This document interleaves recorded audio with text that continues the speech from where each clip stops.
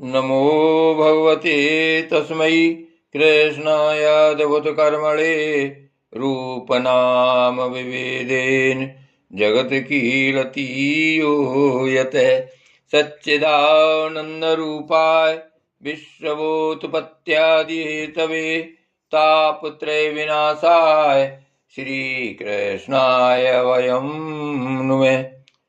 श्रीमद्भागवत महापुराण तृतीय स्कंध अध्याय 2। उद्धव जी द्वारा भगवान की बाल लीलाओं का वर्णन। श्री सुखदेव जी कहते हैं, जब विदुर जी ने परम भक्त उद्धव से इस प्रकार उनके प्रियतम श्री कृष्ण से संबंध रखने वाली बातें पूछी, तब उन्हें अपने स्वामी का स्मरण हो आया और वे हृदय भर आने के कारण कुछ भी उत्तर न दे सके।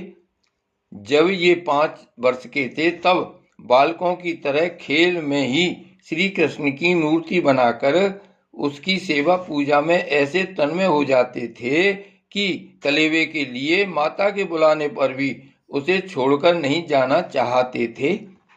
अब तो दीर्घ काल से उन्हीं की सेवा में रहते रहते ये बूढ़े हो चले थे। अतः विदुर जी के पूछने से उन्हें अपने प्यारे प्रभु के चरण कमलों का स्मरण हो आया। उनका चित्त विरह से व्याकुल हो गया। फिर वे कैसे उत्तर दे सकते थे। उद्धव जी श्री कृष्ण के चरणारविंद मकरंद सुधा से सराबोर होकर 2 घड़ी तक कुछ भी नहीं बोल सके। तीव्र भक्ति योग से उसमें डूबकर वे आनंद मग्न हो गए। उनके सारे शरीर में रोमांच हो आया तथा मुदे हुए नेत्रों से प्रेम के आंसुओं की धारा बहने लगी। उद्धव जी को इस प्रकार प्रेम प्रवाह में डूबे हुए देखकर विदुर जी ने उन्हें कृतकृत माना। कुछ समय बाद जब उद्धव जी भगवान के प्रेम धाम से उतरकर पुनः धीरे धीरे संसार में आए, तब अपने नेत्रों को पहुंचकर भगवत लीलाओं का स्मरण हो आने से विस्मित हो विदुर जी से इस प्रकार कहने लगे। उद्धव जी बोले, विदुर जी, श्री कृष्ण रूप सूर्य के छिप जाने से हमारे घरों को काल रूप अजगर ने खा डाला है। वे श्रीहीन हो गए हैं। अब मैं उनकी क्या कुशल सुनाऊं। ओह, यह मनुष्य लोग बड़ा ही अभागा है। इसमें भी यादव तो नितांत भाग्यहीन हैं, जिन्होंने निरंतर श्री कृष्ण के साथ रहते हुए भी उन्हें नहीं पहचाना।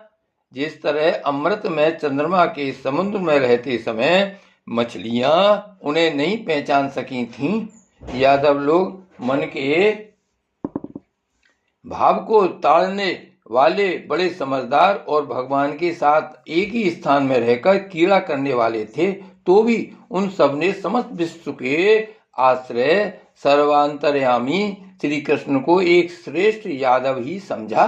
किंतु भगवान की माया से मोहित इन यादवों और इनसे व्यर्थ का बैर ठानने वाले शिशुपाल आदि के अवहेलना और निंदा सूचक वाक्यों से भगवत प्राण महानुभावों की बुद्धि भ्रम में नहीं पड़ती थी। जिन्होंने कभी तप नहीं किया, उन लोगों को भी इतने दिनों तक दर्शन देकर अब उनकी दर्शन लालसा को तृप्त किए बिना ही वे भगवान श्री कृष्ण अपने त्रिभुवन मोहन श्री विग्रह को छिपाकर अंतर ध्यान हो गए हैं। और इस प्रकार उन्होंने मानो उनके नेत्रों को ही छीन लिया है। भगवान ने अपनी योग माया का प्रभाव दिखाने के लिए मानव लीलाओं के योग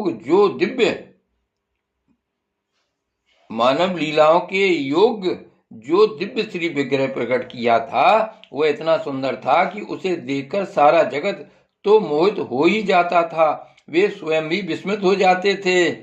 सौभाग्य और सुंदरता की पराकाष्ठा थी उस रूप में। उससे आभूषण, अंगों के गहने भी विभूषित हो जाते थे।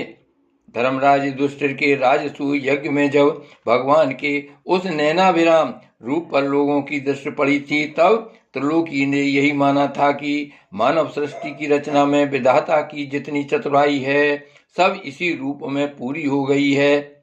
उनके प्रेमपूर्ण हास्य विनोद और लीला में चितवन से सम्मानित होने पर ब्रजबालाओं की आंखें उन्हीं की ओर लग जाती थीं और उनका चित्त भी ऐसा तल्लीन हो जाता था कि वे घर के काम धंधों को अधूरा ही छोड़कर जड़ पुतलियों की तरह खड़ी रह जाती थीं। चराचर जगत और प्रकृति के स्वामी भगवान ने जब अपने शांत रूप महात्माओं को अपने ही घोर रूप असुरों से सताए जाते देखा, तब वे करुणा भाव से द्रवित हो गए और अजन्मा होने पर भी अपने अंश बलराम जी के साथ काष्ठ में अग्नि के समान प्रकट हुए। अजन्मा होकर भी वसुदेव जी के यहाँ जन्म लेने की लीला करना, सबको अभय देने वाले होने पर भी मानो कंस के भय से ब्रज में जाकर छिप जाना और अनंत पराक्रमी होने पर भी काल यवन के सामने मथुरापुरी को छोड़कर भाग जाना, भगवान की ये लीलाएं याद आकर मुझे बेचैन कर डालती हैं। उन्होंने जो देव की वसुदेव की चरण वंदना करके कहा था, पिताजी माताजी, कंस का बड़ा भय रहने के कारण मुझसे आपकी कोई सेवा न बन सकी। आप मेरे इस अपराध पर ध्यान न देकर मुझ पर प्रसन्न हो। श्री कृष्ण की ये बातें जब याद आती हैं तब आज भी मेरा चित्त अत्यंत व्यथित हो जाता है। जिन्होंने काल रूप अपने भ्रुकुटी विलास से ही पृथ्वी का सारा भार उतार दिया था, उन श्री कृष्ण के पाद पद्म पराग का सेवन करने वाला ऐसा कौन पुरुष है जो उसे भूल सके। आप लोगों ने राजसूय यज्ञ में प्रत्यक्ष ही देखा था कि श्री कृष्ण से द्वेष करने वाले शिशुपाल को वह सिद्धि मिल गई जिसकी बड़े बड़े योगी भली भांति योग साधना करके इस प्रहार करते रहते हैं। उनका विरह भला कौन सह सकता है। शिशुपाल के ही समान महाभारत युद्ध में जिन दूसरे योद्धाओं ने अपनी आंखों से भगवान श्री कृष्ण के नैनाभिराम मुख कमल का मकरंद पान करते हुए अर्जुन के बाणों से भिनकर प्राण त्याग किया, वे पवित्र होकर सबके सब भगवान के परम धाम को प्राप्त हो गए। स्वयं भगवान श्री कृष्ण तीनों लोकों के अधीश्वर हैं, उनके समान भी कोई नहीं है, उनसे बढ़कर तो कौन होगा। वे अपने स्वतः सिद्ध ऐश्वर्य से ही सर्वदा पूर्ण काम हैं। इंद्रादि असंख्य लोकपालगण नाना प्रकार की भेंटें ला कर अपने अपने मुकुटों के अग्रभाग से उनके चरण रखने की चौकी को प्रणाम किया करते हैं। विदुर जी, वे भगवान श्री कृष्ण राज सिंहासन पर बैठे हुए उग्र सेन के सामने खड़े होकर निवेदन करते थे, देव हमारी प्रार्थना सुनिए। उनके इस सेवा भाव की याद आते ही हम जैसे सेवकों का चित्त अत्यंत व्यथित हो जाता है। पापनी पूतना ने अपने स्तनों में हलाहल विष लगाकर श्री कृष्ण को मार डालने की नियत से उन्हें दूध पिलाया था, उसको भी भगवान ने वह परम गति दी जो माधाय को मिलनी चाहिए। उन भगवान श्री कृष्ण के अतिरिक्त और कौन दयालु है जिसकी शरण ग्रहण करें। मैं असुरों को भी भगवान का भक्त समझता हूँ, क्योंकि बैरभाव जनित क्रोध के कारण उनका चित्त सदा श्री कृष्ण में लगा रहता था और उन्हें रणभूमि में सुदर्शन चक्रधारी भगवान को कंधे पर चढ़ाकर झपटते हुए गरुण जी के दर्शन हुआ करते थे। ब्रह्मा जी की प्रार्थना से पृथ्वी का भार उतारकर उसे सुखी करने के लिए कंस के कारागार में वसुदेव देवकी के यहाँ भगवान ने अवतार लिया था। उस समय कंस के डर से पिता वासुदेव जी ने उन्हें नंद बाबा के ब्रज में पहुंचा दिया था।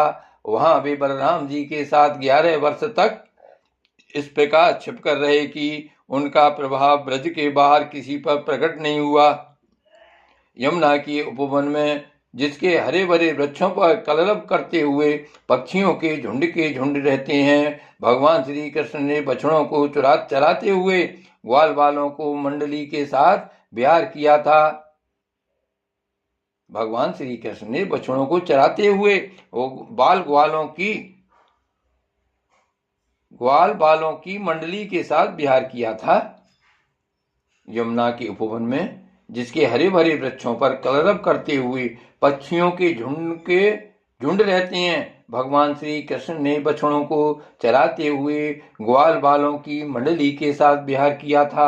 वे ब्रजवासियों की दृष्टि आकृष्ट करने के लिए अनेकों बाल लीलाएं उन्हें दिखाते थे। कभी रोने से लगते, कभी हंसते और कभी सिंह शावक के समान मुग्ध दृष्टि से देखते। फिर कुछ बड़े होने पर वे सफेद बैल और रंग बिरंगी शोभा की मूर्ति गौओं को चराते हुए अपने साथी गोपों को बांसुरी बजा बजा कर रिझाने लगे। इसी समय जब कंस ने उन्हें मारने के लिए बहुत से मायावी और मनमाना रूप धारण करने वाले राक्षस भेजे, तब उनको खेल ही खेल में भगवान ने मार डाला, जैसे बालक खिलौनों को तोड़ फोड़ डालता है।